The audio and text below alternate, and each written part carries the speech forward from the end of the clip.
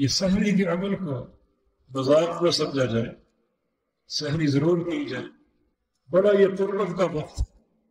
نبی علیہ السلام کی حدیث ہے کہ تسحر فإن فی السحور برکہ، سحری ضرور کرو، یہ امر کا صیغہ ہے، اس لیے کہ سحری میں برکت۔ برکت کا معنی کیا ہے؟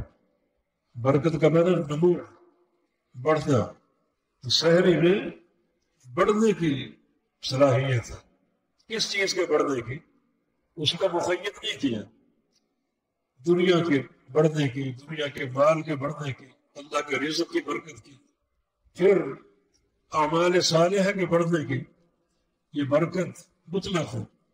تو سحری کرو، حالانکہ وہ آپ کے روزے کے لیے ہے، آپ نے دن بھر فاقہ کرنا ہے، وہ کھانا آپ کی ضرورت ہے، لیکن رب تعالیٰ کی محبت کا نشان دیکھیے کہ اللہ تعالیٰ نے اس کھانے کو برکت قرار دی ہے۔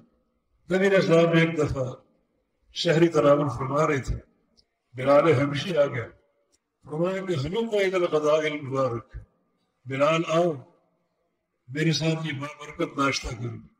سحری کے کھانے کی طرف اشارہ ہے، تو اسے آپ نے بابرکت قرار دیا۔ اللہ تعالیٰ کے لطف و کرم کے نشانات کیا ہیں؟ رسول اللہ علیہ وسلم کی حدیث ہے، ان اللہ وملائکتہ یصلون علی المتسحرین، اللہ تعالیٰ اور اس کے فرشتے سحری کرنے والوں پر رحمت کا معاملہ کرتے ہیں۔ اللہ تعالیٰ کا رحمت فرمانا مانا اللہ تعالیٰ رحمت اتارتا ہے جب تک سحری کی جا رہی ہے، اور فرشتوں کی رحمت کا معنی کہ فرشتے اس کے لیے رحمت کی دعا کرتے ہیں۔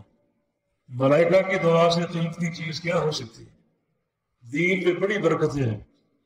اگر آپ نماز پڑھ کے اسی مقام پر بیٹھ کر ذکر و اذکار کرتے رہیں، وہ آپ کی مرضی، وہ 5 منٹ کریں، 10 منٹ کریں، جب تک ذکر و اذکار کرتے رہیں گے فرشتے آپ کے لیے 2 دعائیں کریں گے، اللہم اغفر لہ وارحمہ، یا اللہ اس کو بخش دے، یا اللہ اس پر رحم فرما۔ اللہ تعالیٰ کی یہ محبت اور پیار کا ایک انداز ہے کہ اپنے بندوں کی کامیابی کے لیے، سعادت کے لیے، رحمت اور مغفرت کے لیے اللہ تعالیٰ نے فرشتوں کو مقرر کر دیا کہ ڈیوٹی لگا دی۔ اس سے زیادہ اس کی محبت کے آثار کیا ہو سکتا ہے؟ تو یہ بابرکت کھانا جو ہے، جب تک انسان تناول کرتا ہے ملائکہ رحمت کی دعائیں کرتے ہیں اور اللہ تعالیٰ آسمانوں سے رحمت نازل فرماتا ہے، رحمت اتارتا ہے۔ تو یہ گھڑی جو ہے سحر کی، اس کو مذاق یا چیخنے چلانے پر ضائع نہ کیا جائے، بلکہ بڑا پرسکون ہو کر سحر کی ہے۔